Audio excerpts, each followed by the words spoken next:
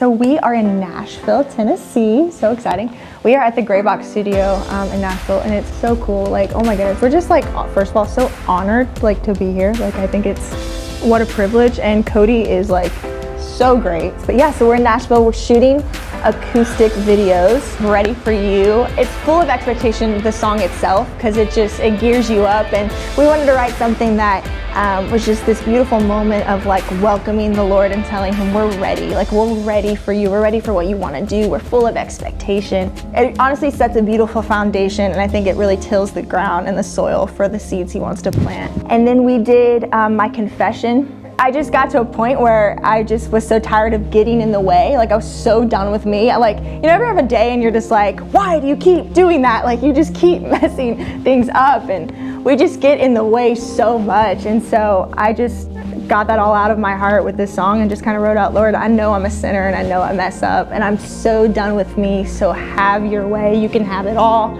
And then we did Here I Am, which is what do we have to get rid of in order to go where the Lord wants us to go. And the truth of it is sometimes he'll send us there with the stuff we don't think he wants, but he'll do it anyway because he can use you wherever. I've been writing for a long time for this project, and I just felt like the Lord was like, not yet, not yet. And really tried hard. I was like, beginning of 2020, I was like, we're gonna do this, and obviously didn't do it. And honestly, I thought I had all the songs, and then actually we were on our way to the studio to do a song with J-Dub to like record it as a demo. And just a lot had happened in that moment in my life. It was actually the day of, and we walked in and we actually wrote a song about the Lord's voice. And if I would have done it when I wanted to do it and not when Jesus wanted me to do it, this song would have been on the record. And honestly, that song, like, I always talk about it, but like my dad's voice is like my favorite voice in the whole world. Like when he walks into a room and he says something, like that instant peace, because I know my father's voice.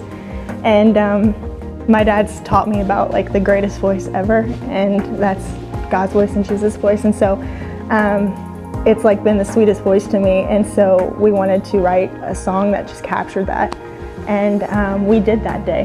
And it's called Speak to Me. It's on the EP coming out. But I just think about those moments where if I would have done it when I wanted to do it, the people involved now wouldn't have been involved then.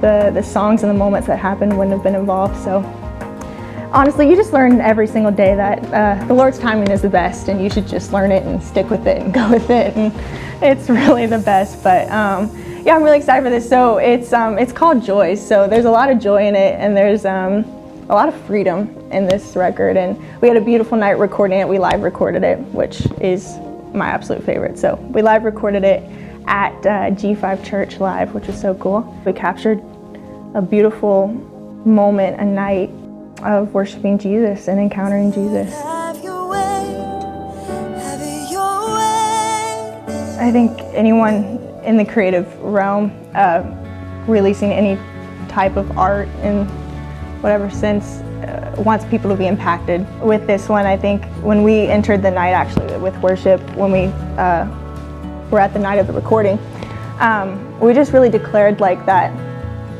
our praise and our worship would not only like set free people in the room, but it would have other people's freedom attached to it that would listen to it down the road or in their car, or in their house, or in their home, and whenever it was, wherever it was. And that we would praise for people who can't praise for themselves, and we can worship for people who don't know how to, and we can fight for people who don't know they should. And so honestly, like, this is a beautiful moment for people who believe in the Lord and believe that they have freedom. But I really believe that this record be a fresh sound for people who don't know that, and who don't know that they can have joy in Jesus and freedom in Jesus. And yeah, honestly, I just hope people worship with me and worship with us and my friends. And that's what we did. We got together, just big old friend group, and we just worshiped. And so I really hope people do that and join in, and the presence is definitely there to accept the invitation to do so. Sometimes I'll just sit back and I'm like, I get to do this? Like,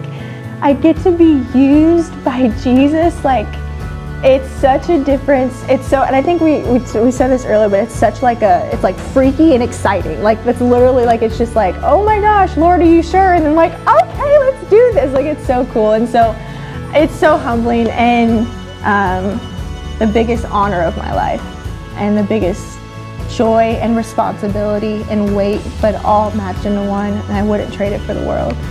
I just want to continue to honor him in everything I do. What a privilege it is to like be used by Jesus.